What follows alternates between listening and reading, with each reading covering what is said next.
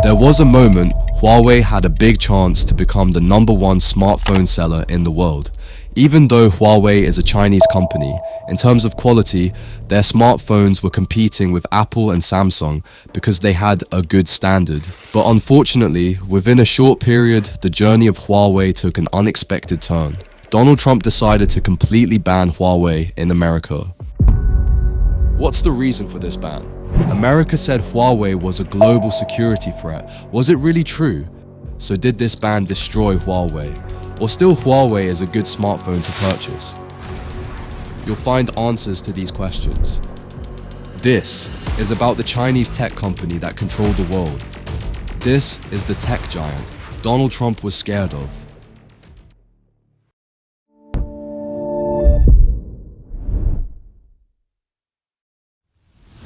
Huawei was founded in 1987. A former member of the Chinese People's Liberation Army, Ren Zhengfei, started this company with a meager $5,000 investment. It started as a telecommunication switching equipment manufacturing company, and within a few decades, it expanded into making many products and became a massive company. One of the biggest success factors of Huawei was having a globally spread research and development team. In R&D investments globally, Huawei was second only to Amazon. From the beginning of 2000, in America, England, Canada, Australia, New Zealand, and in Europe's telecommunication infrastructure building, Huawei was an essential supplier. They expanded into 170 countries. In 2012, they passed Ericsson to become the world's biggest telecommunication equipment manufacturer. However, Huawei became popular not for its telecommunication equipment. Huawei became a brand that millions in the world love for Huawei smartphones. Huawei had a good growth streak. By 2018, they were competing with the two global tech giants, Apple and Samsung. In 2018, the smartphone's market leader was Samsung, with a 20.8% market share. Second was Apple, which had a 14.9% market share. Third was Huawei. They were almost the share of Apple with a 14.7% market share.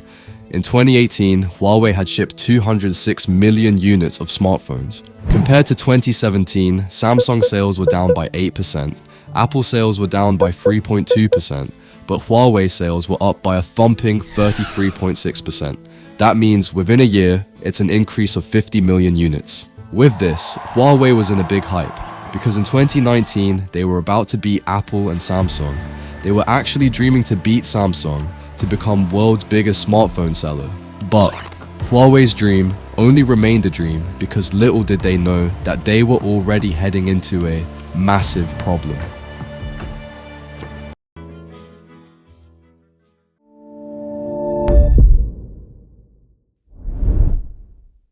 Huawei had high hopes to become world's #1 smartphone seller. But do you think America would give up so easily on Apple? Because Apple is like their national brand. Until a Chinese company defeats it, would America just wait? It's like this. To know what really happened to Huawei's hopes, we need to know a little bit about the US versus China economic battle. Until 1970, China was under Mao Zedong's communist control, and it was an isolated economy. But China understood that following only communist policies wouldn't help them to achieve their desired targets. So step by step, they started opening up to the world. In 2000, Bill Clinton signed US-China Relation Act, and China got the opportunity to join the WTO. America's sole intention was doing business with China in search of economic benefits. Toys to computers to everything flooded in from China to America, because by producing in China and selling in America, they made massive profits. China's biggest benefit was its cheap labor. By 2006, China was able to pass Mexico to become biggest trade partner of America. On the other hand, this created the path for China to become the second biggest economy in the world in 2010 by passing Japan.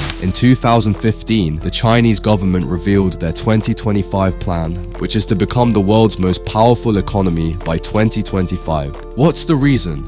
When they tasted the power, they wanted to become the next superpower and to see the yuan to be stronger than the dollar.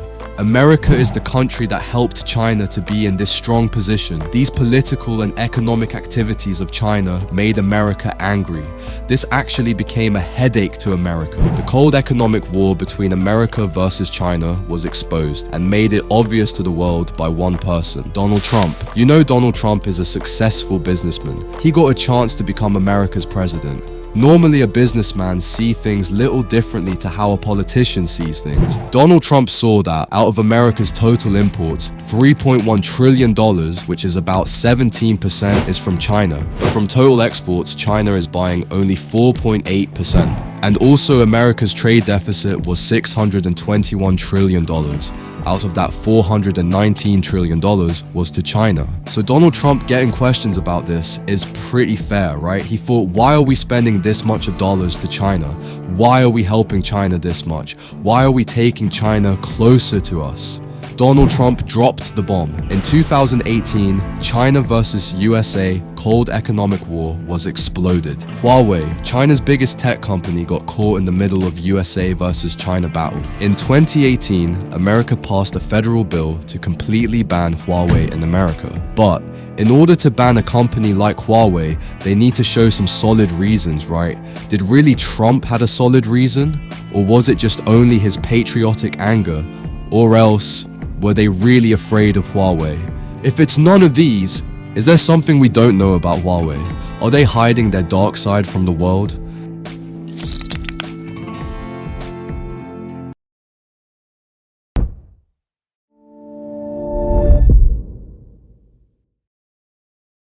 You know, doing business in China is not like doing business anywhere in the world. If you're a big business, you can't simply hide from the eyes of Chinese government. Chinese government identified the value of Huawei, and from early 1990s, they were keeping an eye on them. Founder of this company, Ren Zhengfei, has a stake of only 1% of Huawei. As Huawei says, the owners of the company are its employees. Their top board is also an unelected board. They are also from the inner Communist Party. So, seeing Huawei as a perfect communist company, nothing wrong in it, right?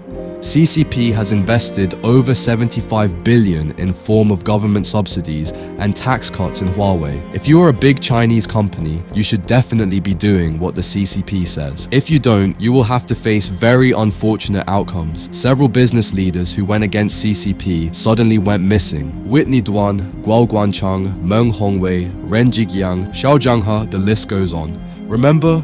At one point, even Jack Ma went missing. He publicly criticized the Chinese government. The famously outspoken 56-year-old making headlines in October after delivering a speech critical of the Chinese government, accusing financial regulators of suffocating innovation and likening its banks to behaving like pawn shops. And after that, he was not seen for many months. If you are not obeying the CCP, if you are not doing what CCP says, regardless of who you are, your destiny will be so unfortunate. One thing is clear from this, as China's biggest tech company, Huawei had to do what CCP said. CCP clearly understood one thing, that is to be the world's next superpower. Having technological power would be essential. So in China's leading tech companies like Huawei, ByteDance, Tencent, and Alibaba, they invested billions of their funds. In China, Huawei built a state-of-the-art telecommunication system and also expanded into many other countries. Huawei's next biggest destination was Africa and Middle East. In the African 4G infrastructure, 70% is built by Huawei. Not only infrastructure, Huawei's best-selling product was their smartphones. Now, here's where things are taking a different turn. Huawei's behind the scenes are not as good as they appear. Huawei is heavily accused of industrial espionage, which is the illegal collection of others' businesses' secrets. A famous incident is involved with the American company Cisco for stealing blueprints, source codes, and manuals of their routers. Cisco sued Huawei, but Huawei was somehow able to get it settled down. For Cisco, it was only a short-term win, because after this, within China, Huawei stamped Cisco as an alien multinational company that destroys small Chinese companies. Cisco found it challenging to do business in China. Huawei had a similar accusation from T-Mobile. They actually admitted it and sacked some employees as well. But in the next few decades, they received many similar accusations from other companies for stealing their technology. But indeed, for Huawei to quickly become a massive tech company, this has helped a lot.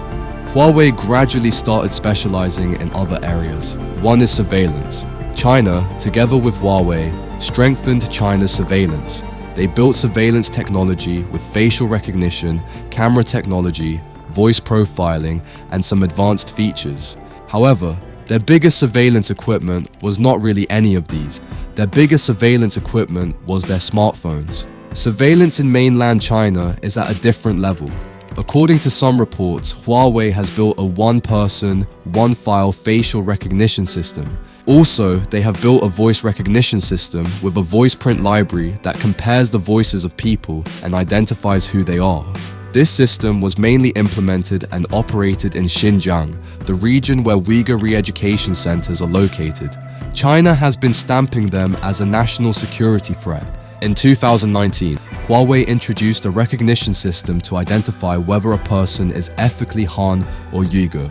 Outside China, Huawei's main target was countries like Africa and Sri Lanka, the developing countries. Under the digital aspect of China's Belt and Road Initiative, which is the Digital Silk Road, China has involved in many digital activities in these countries. Networks, subsea cables, satellites, smart cities, port cities, and many more. Even though they don't notice much, these are already around them. In 2017, China implemented an important rule for them. That's for all domestic companies should collect secret information and it should be shared on government's request. That literally means Huawei has installed backdoors to their products. One of the proving moments to the world was in 2012 when the African Union headquarters was hacked. This $200 million headquarters was almost fully funded by China. In 2012, from this building to a Chinese recipient, a suspicious data transfer has taken place. But after all these accusations, was America able to prove that Huawei stole American data or any sort of spying? No. America didn't present any sort of evidence. What they did was using what was available around them. By banning Huawei, what did really America expect? Was it to stop Chinese tech dominance? Or to stop the inflow of billions of dollars to China? Or else to protect their national brand Apple? But America, were they really able to do that?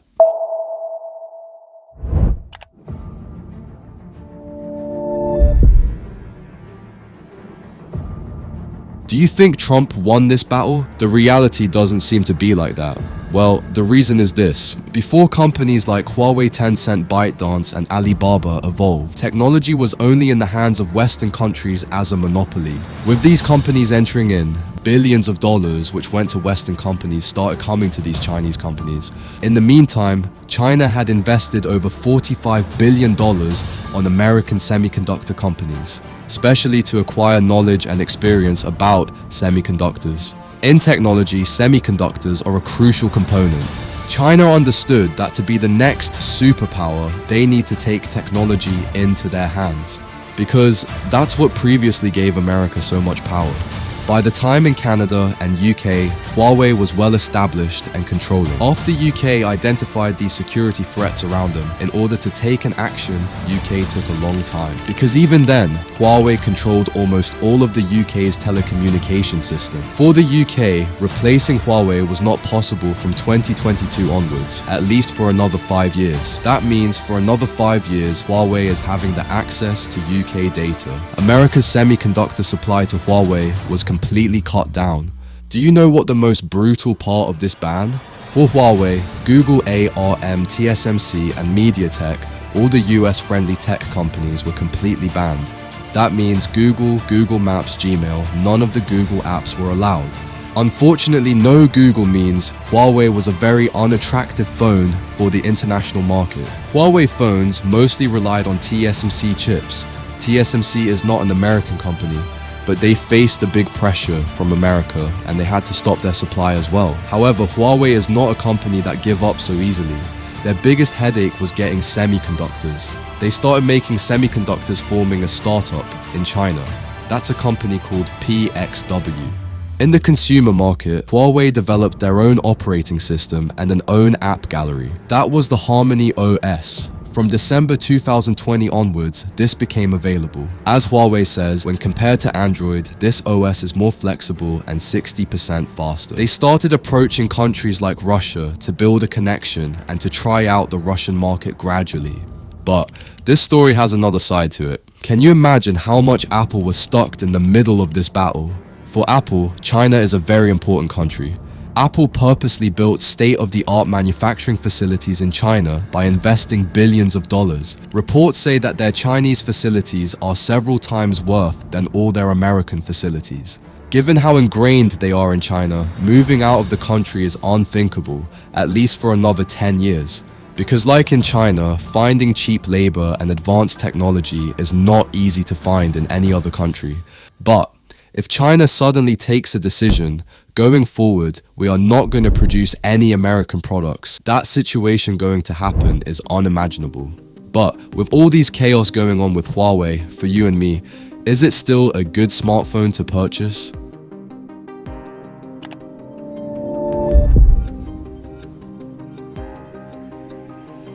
Here's where things are getting interesting. You might have heard about the brand Honor. You might already have an Honor phone. Honor, it was a sub-brand of Huawei. Because of the brand, Honor America's intended ban on Huawei was not that effective. It happened like this. After Huawei was banned, they had to take an important decision. That was whether to keep Honor under their company or to sell it to another outside company. Huawei decided to sell Honor to Shenzhen Jixin New Information Technology Company, another outside company.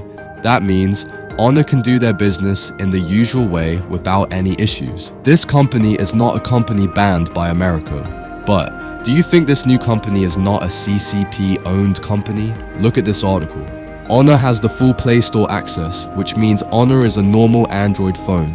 Above all, Honor phones are not banned by America. Honor's initial phones looked like a replica of Huawei. Look at these phones. Honor 50, Huawei Nova 9. Honor 50 Lite, Huawei Nova 8i, Honor Magic X Foldable, Huawei Mate X2. So, what happened to Huawei? Before the ban, Huawei was a giant player in the smartphone market. Without any hesitation, Huawei invested billions of dollars on R&D. Their every new phone released at least had one new feature. In 2021, Huawei released the first phone, and it was Huawei P50. This wasn't an updated phone, camera sensor was an old one, and this didn't come with 5G. The biggest reason was the absence of US supplies and challenges in innovations. This became worse with the absence of Google services because it kept Western audience out of the market.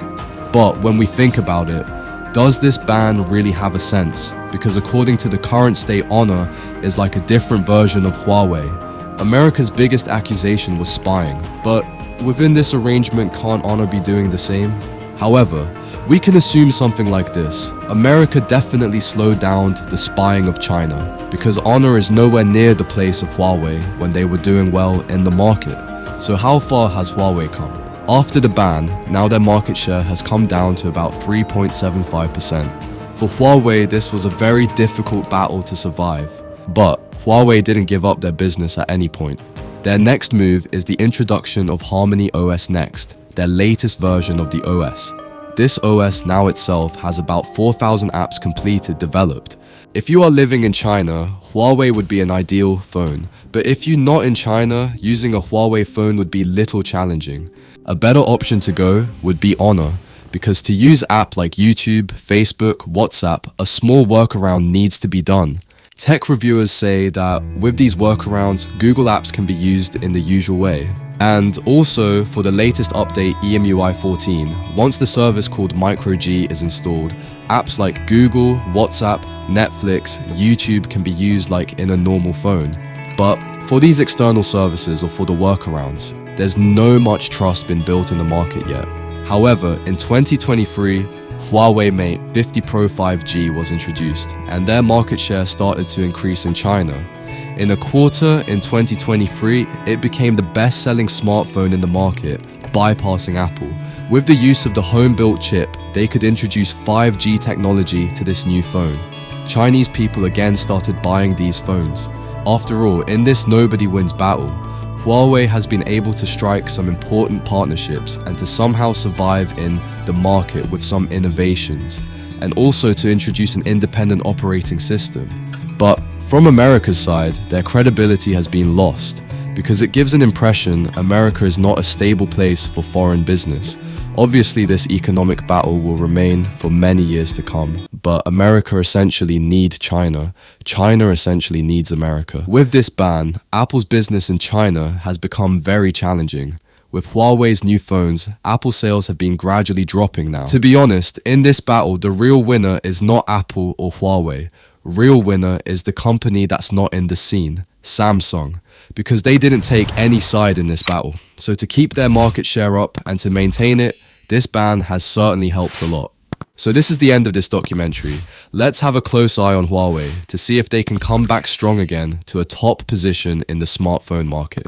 Now, before we wind up, there's another story of a downfall of one of the famous camera brands in the world. You can watch it by just clicking the thumbnail on the screen. I'll see you there in a second.